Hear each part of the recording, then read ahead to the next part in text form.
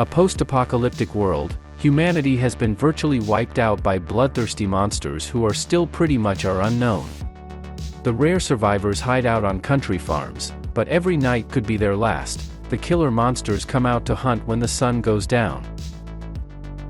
Paul single-handedly raises 2 sons, and although he does his best to make brothers grow up as friends, he does not do so well.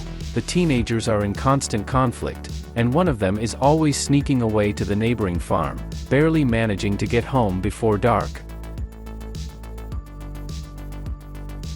As one famous soccer player said, "Your expectations are your problems," and while he's technically right, it's not always easy to accept. On the one hand, the authors of films are not to blame that someone expects Shakespearean depth from movies where there is no brains at all, but also it's wrong to humbly agree to a mediocre grayness just because no one promised us a masterpiece. If you did not intend your picture to impress, surprise, and delight, then why did you even make it?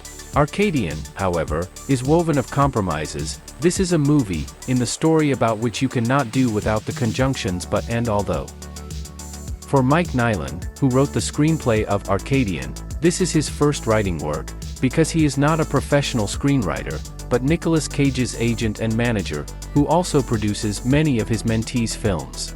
It was largely thanks to him that Cage was able to get out of the abyss of outright thrash, in which the actor got stuck by the mid-tens, although, on the other hand, Nyland was one of those who dragged him there with a passable thrash. Be that as it may, Cage has a lot to offer in Arcadian, and the way he portrays a caring father is one of the movie's greatest assets.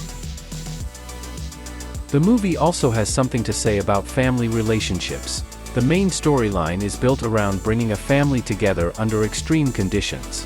The teenagers learn responsibility, mutual support, and understanding, because one of them is thoughtful and serious, while the other is impulsive and reckless.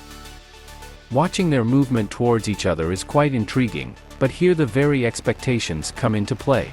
They suggest that the most interesting things the authors have probably saved for last, while Arcadian in its final third act, on the contrary, loses its psychology and degenerates into a straightforward horror action about several heroes trying to fight off an army of monsters.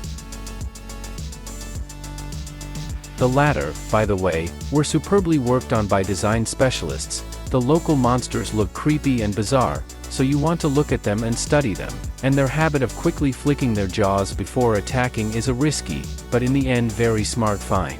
After all, the movie's director, Benjamin Brewer, is a visual effects specialist who worked on, among other things, Everything Everywhere All at Once. But monsters are not everything, and no matter how much we were waiting for some dramaturgical catharsis or at least an unexpected twist in the spirit of Night Shyamalan in the finale, it doesn't come, and in the end the movie, having started confidently, doesn't accelerate to the emotional speed at which it begins to take the breath away with awe.